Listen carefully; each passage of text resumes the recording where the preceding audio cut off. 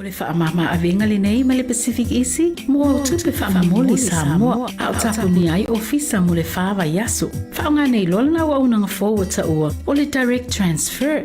A whai wa yesa o membership card ma e whaonga ina le internet banking, o le matua i whaingo fia lava. Na o le tipose mai lava lau se leni matua account, o le whaatino leo la foina o lau se leni mo a inga i Samoa. E ia inga i tahu na whaamalia ina, mo nisi whaamatalanga i le nei au nanga fo. Wala au le telefoni o walu se lau o tasi o nono, po le lua fitu ono fitu iwa fitu wha. Pe text mai fo ilo suafa i le valu tolu o.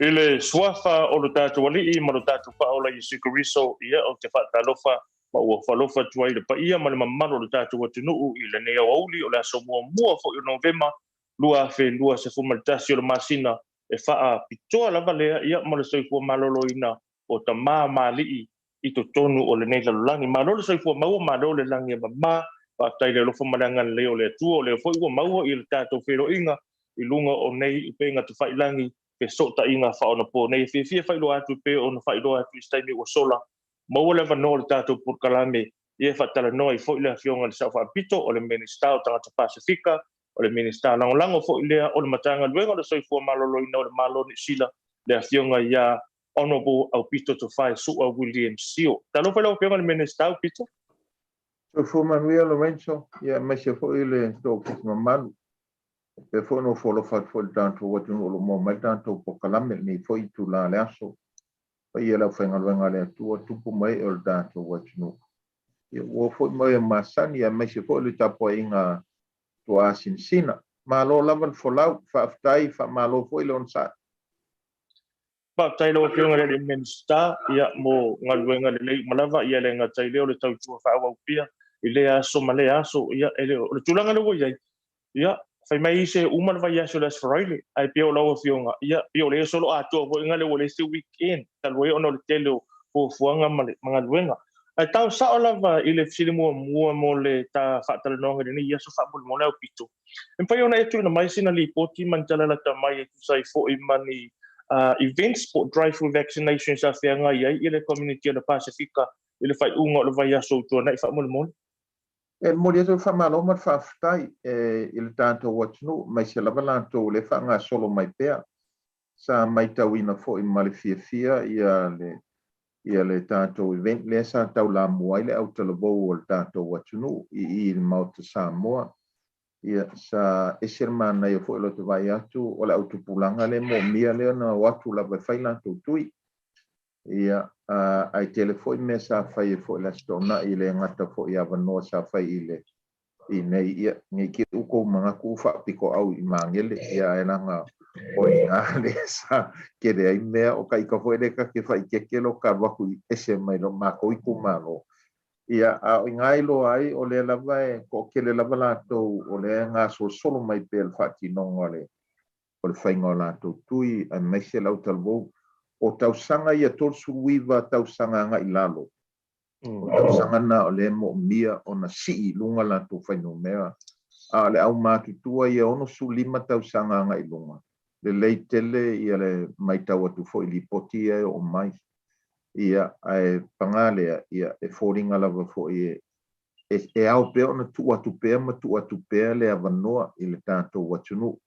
e ui lava le o tanto lata au kilani lava ia au o le o sutasi pasene le tui momua ia e valutasi pasene tui umailua no winga e o le lavo seki po kalame ia masalo a fai o le o mawali iwa tasi pasene tui momua nei va ile fa vai aso o lono winga va il fa vai aso fai umatu ina ilona lua ale iwa sutasi pasene lea au sia lo tanto le iwa full pasene o le fully vaccinated ile amatanga o te sema a o Pasifika lava ia mantua foi o kilani ale te vai au ale Pasifika wala tau ia o le taimi nei I tu whaatasinga al Pasifika valsulima pasene tui momua ia ai ono suiva pasene tui e lua se I koi kiki lona winga I le paisle tatu ia se vanga na ua ke le vave mai le sau o tatu tui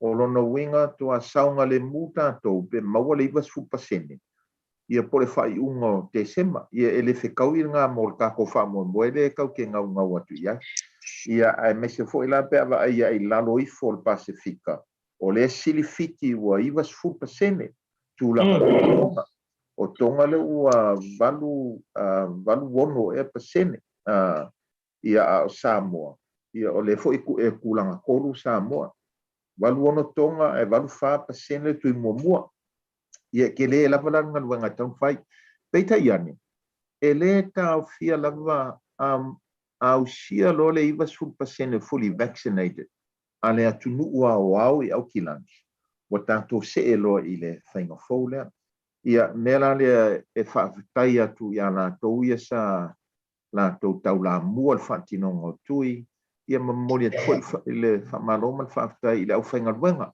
ia li matamaita I tau simai li matamaita I fomai tātou fo ia I le au whangaruanga tātou atunu Dr. Sio ia I pay the drive man lato au whangaruanga tēnā fo I le malu ia ma ngai fomai fo I Dr. Chen Mau man lato au whangaruanga I whape fo I le whionga I angal mana vai ia man lato fo I au whangaruanga ia ma le to tele e le ngau tātou tangata o le ailango lango mai fo isi I whatinonga tātou tui.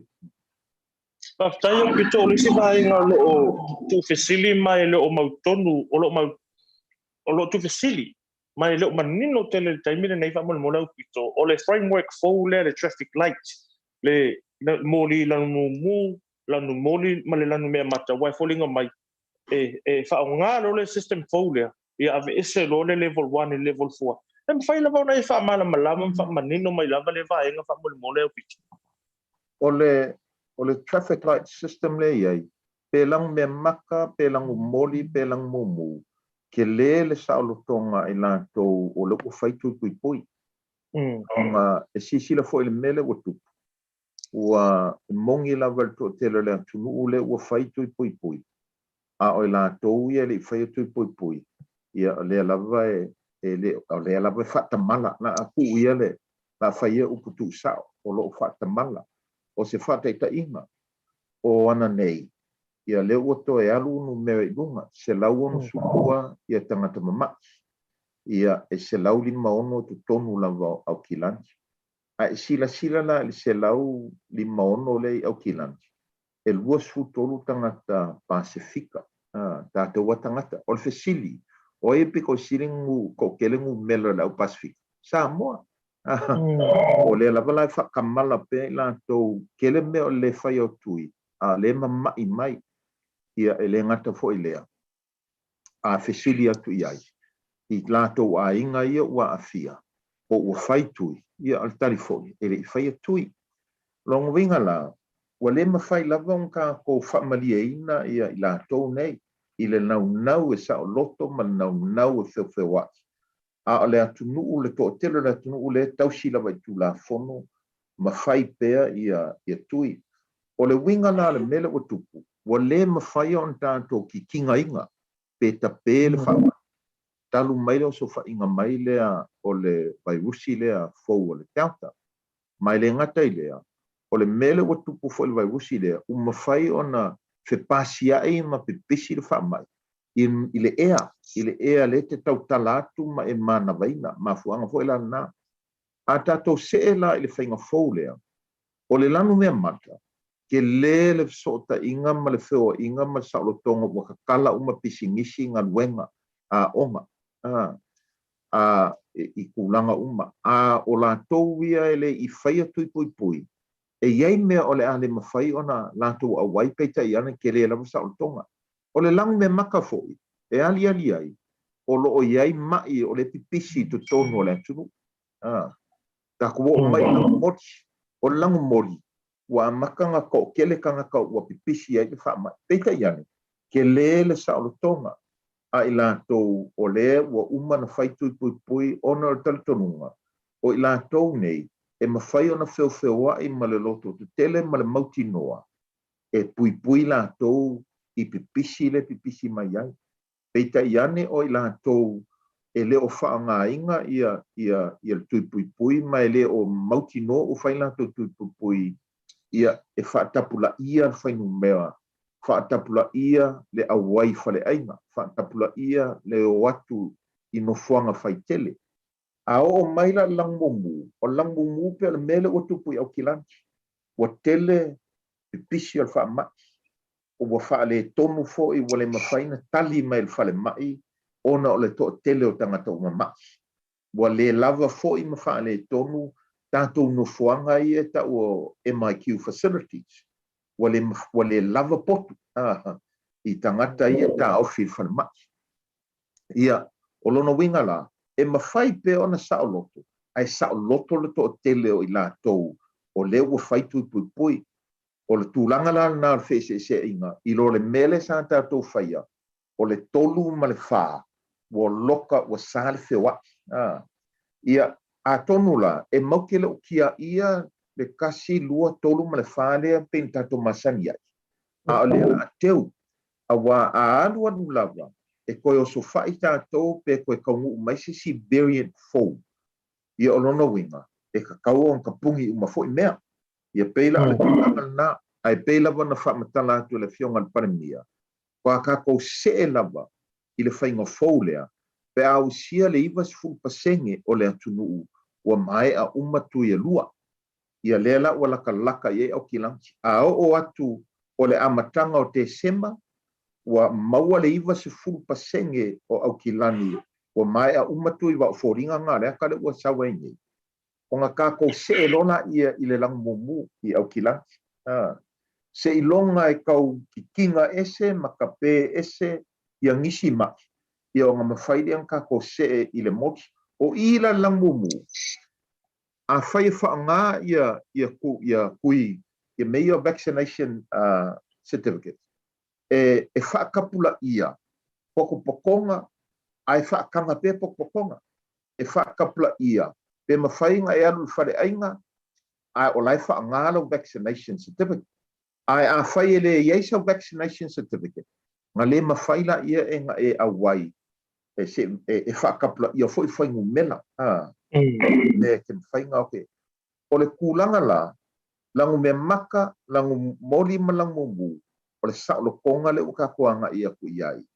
Ka kala pisingisi, ka kala ngaruenga, ka kala onga. Ma le mauki ngoa, o leo o sala lau le mwha mai a kākou. Ma fuanga fo ila nga le avakwa ila wale wha mua le whainga o le pui pui. Ongo, o leo mawhai on kākou ka pe inga pe ki kinga inga le wha mai. Tatai Aupito, stasio driver vaccination Pacifica i le asto nai o le sa whataunu uina i le Marist Old Boys Rugby Club i Penua.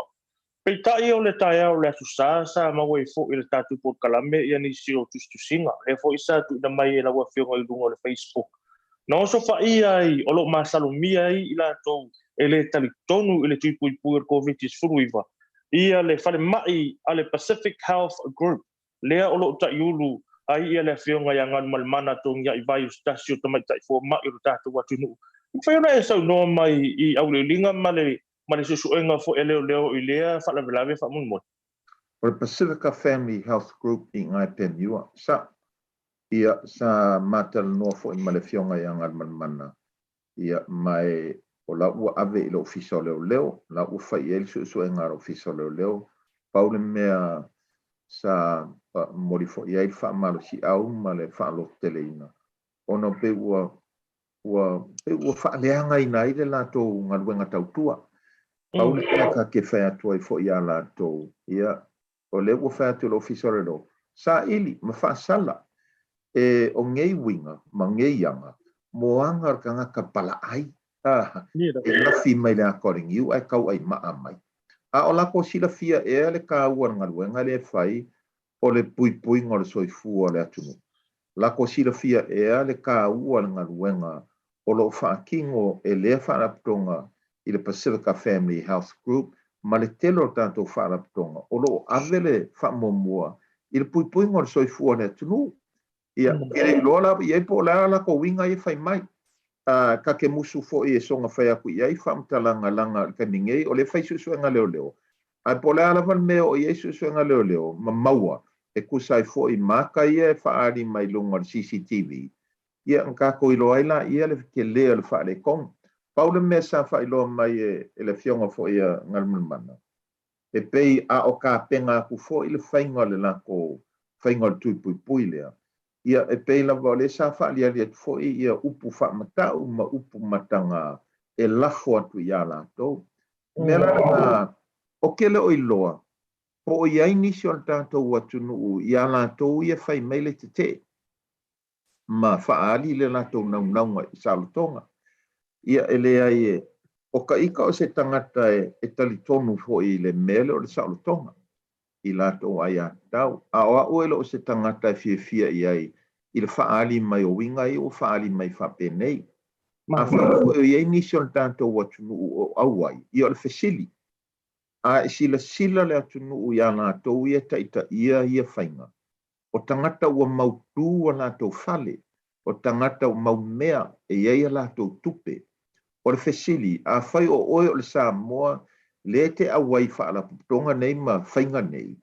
O le fesili, a whai e te mai, ua e tā penga e pui na whanau. Ua e tā penga i te tongi ina o pili o le whale, pe a whai e le whainga luenga. Ua e tā penga i fuafuanga e ono tū lai mai a te oe, pe a e mai. Wa po le a le talitonunga e a mai whapea i salotonga mai a tau. Ia ele a maia salotonga mai a te tau e tau fiel pipisi atu le koviti ma le mau le koviti a oe ma mai ai pe o le ngangal na ia ai o ka moli atu le whamalo me le whaftai i le aufenga luenga le Pacific Family Health Group ia mai se foi le ngata i a lato umalawa i le lato loto tele ma le lato toa ma le lato finau ma le tautua furulingi ma futoto. A wale nau ngai pui le tātou atunu.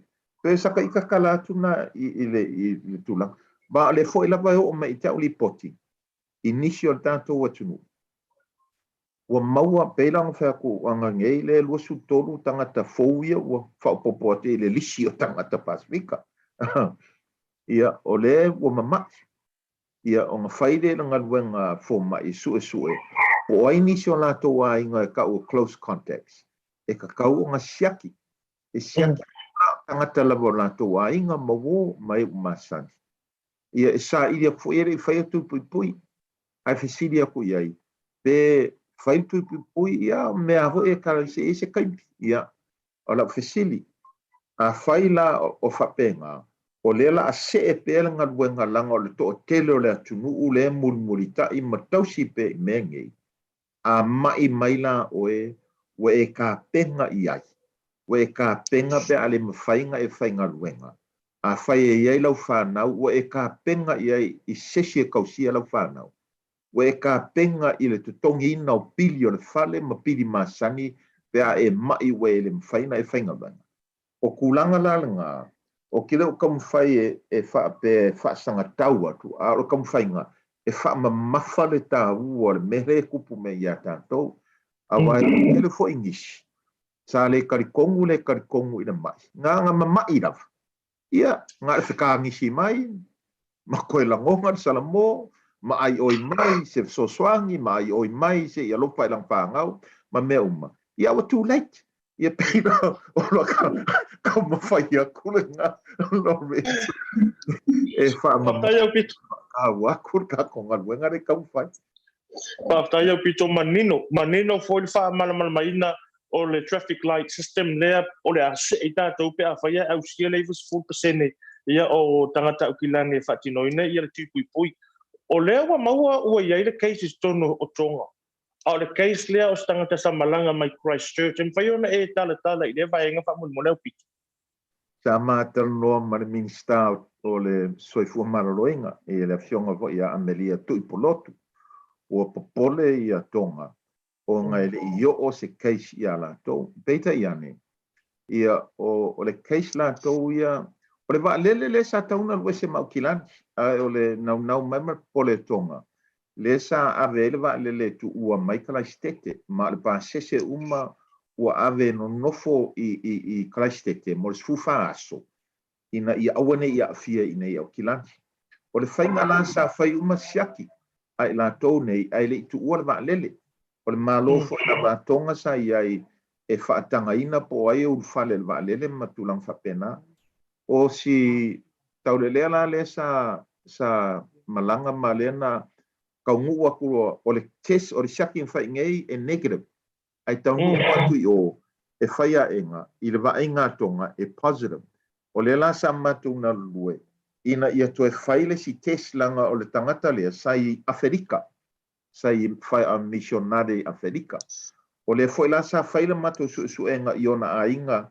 i Wellington ma Christchurch e le ima sesio e la tou wa positive mai sa siaki foi a inga tonga sa siaki foi le kalesia ia ele o iaisisi a afianga ia lela sa longo uma i tonga sa mai le tarsanga foi i tonga e mo mia ngi test kits ma o lo whapena ona tātou sosoania ti ai ona la ko au le tuma i le mea ma le whapopole ina foi lato ia a laika ke vai ako le vave o le alu i lungo al whainga kuipui a konga la ui ai pa lala ua ave si au whainga luenga foi lato umalawa i sa malanga atu whai lato lo o nofo foi quarantine mo le si lua sutasi aso ia la ua la vea umatua i mala au whainga luenga le sai malawa lele o ngei la le ele i mauti noa a o lai fōringa mai e negative ia le test lea i le shaki lento e whai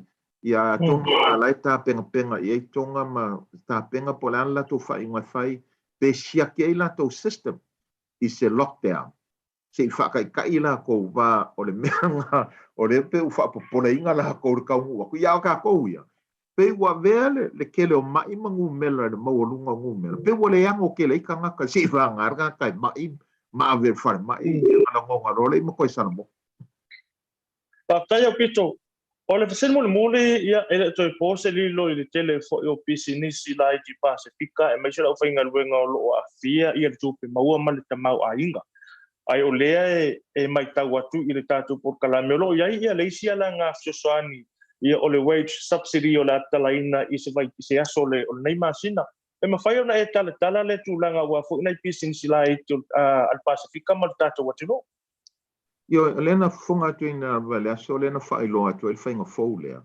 Ia lesi fo i whaopoponga le sosoani lea i pisinisi tele pisinisi.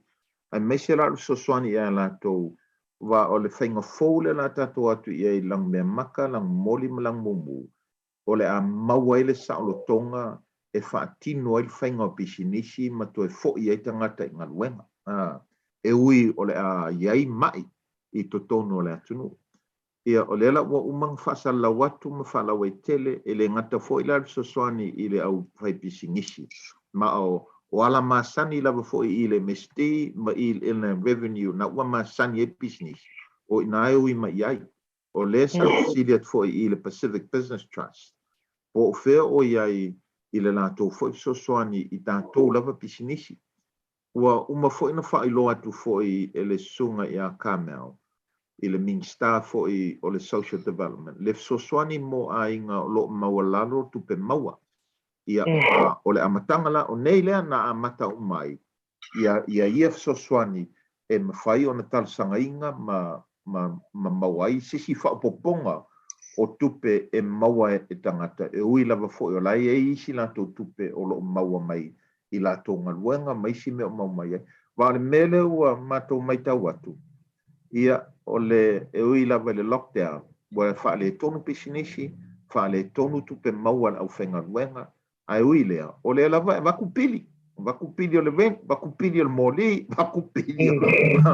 Ia o le la e kilo iai, e koe o lo ngā lua pēr le Ministry of Social Development, po le asisi sosuangi foi, ai meise le pilioka le waku ingei se i o le kausang fau, o lo whapena foi la mato whelo e foi anei, whapena o na batu foi le whamomoe ma le tausanga ina. i le tātou matanga luenga le MPP ma le MOH e tāpen penanga fo i po le asi si soswani bai o le kasinga mafuanga e le o mawhai e un tātou tāwhia le kakoanga i le whainga fou lea.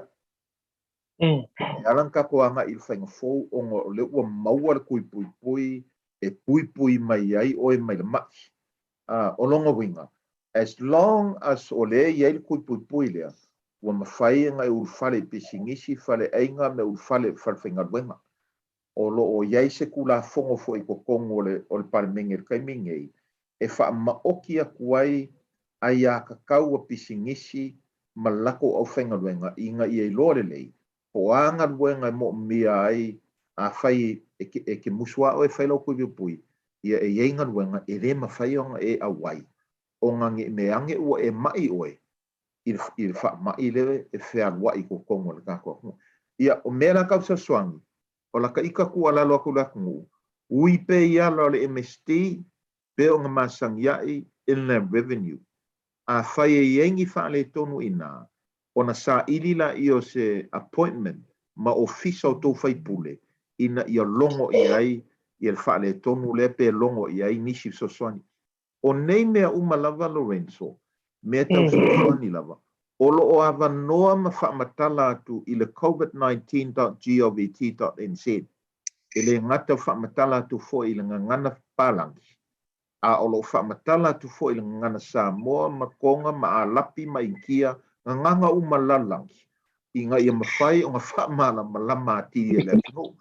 O lo no winga la e le lei lava le sa il idi ma o kaimi wha pengei o mua ia mawalo mala malama i le me mawal so swani mala malama fo i le fewa i le la fewa iai wa le mele la kakuanga iai e iai le ngalwenga malo e whaia mo le kakala o le kamawainga pui pui o oi kui pui pui mai whainga iai fo i lo o i lava tiute oi o le tama oi o le tina oi o le matai ma le tai po le sunga le whawhenga inga inga ia kalakala ngoa ma pui pui ma vavai ma mao o le lalo langi fou le la kako aku iai o le lalo langi wa kaasa o loko le wha mai ngei ma e le wha pia fo ilanga o kako o le mea o le ua kupu ia kungu umalava laka mea kako fiki French Polynesia o i fo i Australia paule mea e le lei ai ma mau ele loko kakele fo i mwhenka ko see i le koe ngā lalo langi lea onga olo iai le kui pui pui e pui pui mai ai kako ma kao fiofi ai le ma losi o a fianga o le ngei wha maki. Ai Aupito muli manu o mana tua le tātou por kalamia o lea ua le la vesi tātou le lockdown ma COVID-19 iwa. Ai e sila mana i o por kalamia fau al whainga malo le ua wha sawi tua o le first home partner. Lea lo wha pena o na wha tamoina i a makiliva ina fo ele kainga ora. E se tu ina mai sau noa ngai wha manino i fo ele mta upo wā i an malo la tunu o lo o tau sa ilia i an i o la tau whale motu e mesi ti posi. Ia manko fo e o le meale iai e le o lava fale a le ngumela fo o tātou tangata iai piko siling ma ko ke ova ma le fast food pasenge o tātou atunu o le ngofo e whalo malo ma wha moe le whalo malo o le winga la wha mtalanga e ka kaunga ko kamwhai i sa iri pea ni whale la tau lava tātou lava ia o lo iai lava e ngā tupe o lo iai i le melea e fesoso ani atuai i a lātou e le i whātaua mo se whale ma whaanga e fo i le lātou kiwi saver e maua e fo i sip sosoangi e tilo iai po le ase si whainga ina i mawhai e lava o na whaapa pe whaatau ngofie pe whaafai ngofie i le moa mai le mo kesi mai le whale tupe e whaatau e le whale nei ma sosoani i malo e le i mae ala o le whatua a matan ngā ruenga lea a Lorenzo o kilo fo e iei nisi o le tātou atunu o lo o nau le whale a iei ai kālafu o le mea la le kau whai ai o le kilo i whaini po kalamea o a onga ina i mwhai an sosoani i awa ese ai kālafu ia ai mawhai on kakoa nga i aku i le whakaunga whale e alango ka ngaunga ma ele i ele o ako koa lava a le ngā lue a pe iai. E alango ka ngau I le aver wha mo e kau ke unga ia le mera ngā lua whakasi se awala whakawai ka ko whari. Ma o le fuu ka kapa ku I ekalesia, a masalo le masinga fou par kausanga fou, e a makaise pokalame sosoange e whaunga whale I whangua o ekalesia, ma e o ekalesia ua loko I ai I le pokalame fou. E ana o kanga ngau kau ke anga I langa I se whinga malo, e iei se e kau mawhai lava e whaamangoa ia whale ngei mor kako akungu. A iei si whinga malo, pe fo le menka ko vai aku iei, I le si iwa kausanga ua kuanga ia. E o mai foi e se la ko whaavai ma la ko whaamomua. Le winga la lau whaamkalanga. E leo se mea le lei le kako akungu o ngā whaamoe moe o le ango ngofo o mai whaavavau I le whale o le malo. Langa e whesuia I whainga malo, whesuia I fo I whainga whaavai. Ai mangu o le maua le awangoa ngei.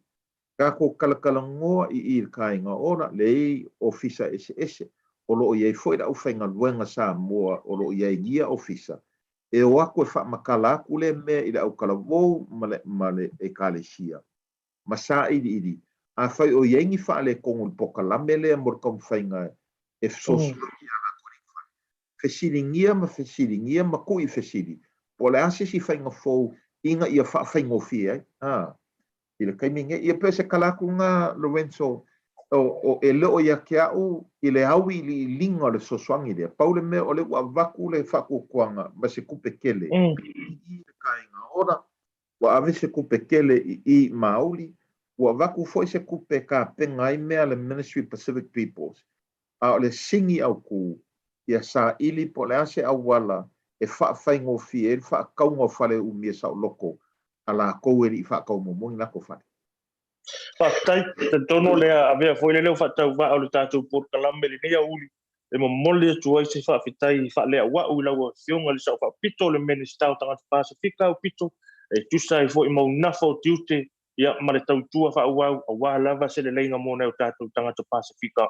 San, manatua lea mo se I whapuaponga o le tā porkalame le vai se fua mo nei taimi manuia le atua so I fua ia. Aftai lawa Lorenzo Paulo was mea whaamarua ko. E ki ua mālaia ka ika. O le sau whaapiko lai sa mo le pare mia o sa mo. Ia, manuia. Pa so I fua ia. Ia, le afiaunga ia Aupito to whai Sua William Sio, le Minister tangata Pasifika. Ia, ma le Health Talanoa, ma le Pacific Health Talanoa with Lorenzo Kaisara I lunga le BLU TV. Ia ua fo le longo pui le ina o le tātou watunuu I nisi foi o mataa upu e te tau o na nofo sila fia e lo tātou watunuu. Ia ua le tau mwhai mai le tātou whai ngā mālo ia le whionga te mata I pāle mia ia te sinda a dern malanda ka peneta ia ma le telo wha ururunga matanga luenga. Mo nisi whamtalanga I le First Home Partner Scheme o le porkalame le mālo e mawhai o na whai paanga ia se ainga o lo tau sa ilia se ti posi e whaalava I le whaatau wino o se whale motu. Ia ma le matanga luenga le tātou mālo le kainga ora. E mawhai o na whesosoni atu ia le kainga ora. E whaatoa le ti posi o tau whale. Ia o na mulimuliane le I se taimi o luma. E mawhai la o na toi whaatau mai o tau. Ia le shea le nā o lo o umia ina le kainga ora. Ia mo umia sa o loto I loa e le tau wainga le whale motu. E au noa ma se toi ia yo se whainga paanga lea. Asiasa nei lupenga te whailangi, le www.kaingaora.govt.nz mo nisi whamtalanga. Ai a whai o loo iai lau pisi nisi, ia po oe ua a fia ia utu la whainga luenga, ia ona o le tulanga lava I o le ua fianga o ngā luenga le COVID-19 iwa. E whai ona e a sia ia le matanga luenga le Ministry of Social Development, le www.msd.govt.nz mawhai o nei whaatalusanga I nei se whasoani mo. Oi, ai ole ava vai foi, ia tātou e whaisina tātou malolonga pupu foi mai, ia ona tātou o sao lea I tātou update o COVID-19 iwa, ia manai papia foi ona whaalawi loa nisi o drive-through vaccinations, o le nei foi I whaunga le vai yaso, I le mamana whaalolo. I'll be right back. O le whaamama awenga le nei ma le Pacific Isi, mo au tupe whaamumoli Samoa, au tapuni ai ofisa mo le whawa yaso. Whaonga nei lolna wa unanga forward ta ua, o le direct transfer. A fai wa yesa membership card ma e whaongaina le internet banking o le matua e whaingo fia lava. Na le tipose mai lava lau se leni matua account o le whaatino leo la foina o lau se leni mo a inga I Samoa. E ia inga I tahu na whaamalia mo nisi whaamatalanga I le nei au nanga fōu. Wala au le telefoni o walu se lau o tasi o nono po le lua fitu ono fitu iwa fitu wha. Pe text mai fo ilo suafa I le valu tolu o.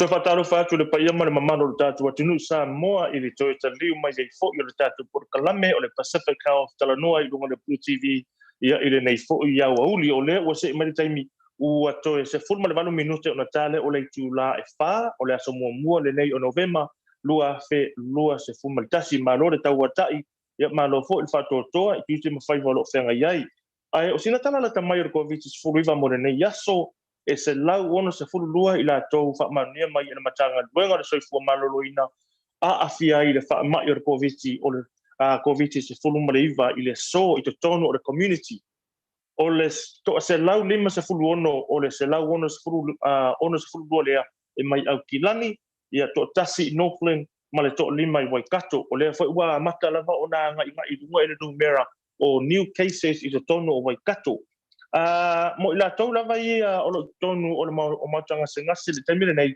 e lima se fulma le tolu ila tau o lo fata o tolia ona o le COVID se fulma I to tonu o mautanga se ngasi ai to tolu ila tau o lo tonu o la ICU ia po potu tinga ina au leana sau noa ia le fionga I le minister ia Aupito wa mata foi ona se ilunga ia le pasene o le numero tangata Pasifika ia ukilani ia ua mai a ona fai tui pui o le COVID se fulma ai le paia o le tatou atunuu Samoa a fai o le nā lava I le I whaia loi tui ai e te manao I whai loi tui e iai ia nisi o wha moe po events I whai ungo le nei whai aso o le tatou events mua o le vaccination pop-up events drive-through ia o loo tu whatasia le Pacifica Sports Collective o la whatau nuina lea I le paka le malela ka piliki lelo I Mangere I lungo Hain Avenue number 10 Hain Avenue Mangere East o fa moe leo la fa tau nuina le so for raile lo vai aso le nei ia malesto nai te tala I le tula e iva ia se ia pa ia la va le fai la fiafi iva de tai au I le fai la fiafi aso for raile malesto to nai o le vai aso le nei o le isia tato events leo ua maua le tato por kalame ia o le event ale skopa tama matene tuai o le kolisio Samoa skopa bring your mates to vaccinate ia le fa moe le na o le whataunuina I le maota o le tātou atunu o le maota Samoa I le aso ono o November tusale o le atu tonai ia I le tuatusi tasi whatasi Peter Drive I Mangere te tala I le tula e iva se ia pa ia lava le tula e lima I le afiafi bring your mates ia e maua fo inisi o fesosoninga I taipei o nai tu whaanga o tau mawhaman pasalo e o atu le aso lea ia wa iai mani voucher se tufa mo I la tau o lo whapenaona mana o mia lea fesosoani ai onisi na o events ua mawhai ona maua tātou por kalame le nei aso. Ai o la tam whai la vale Pacific Health Talanoa I lunga le BLU TV e tu ina atu I update o events tai tasi o le nei vai aso ia mai la vai le aso se ia pa ia le aso for Rayleigh. Ai Samoa o le tātou purkalame la mo nei fiafi mo nei yaso whaafitai tele lava.